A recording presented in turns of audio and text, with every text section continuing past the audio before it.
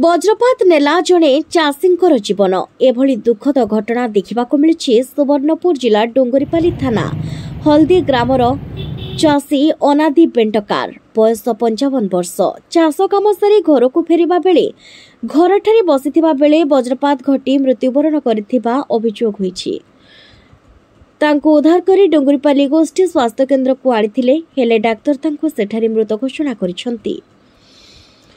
सूचना अनुसार हल्दी ग्रामर अनादि बेंटकार नामक क्षुद्र चाषी निज जमी फेरी घर को फेरी बारंडारे बसिथिबा बेले आज सकाळ प्राय 9 घटिकार वज्रपात शिकार होइथिले। परिवार लोके तांको उद्धार करी संगे संगे डोंगरीपाली हॉस्पिटल को आनिथिले हेले सेठारे डाक्तर तांको मृत घोषणा करथिले।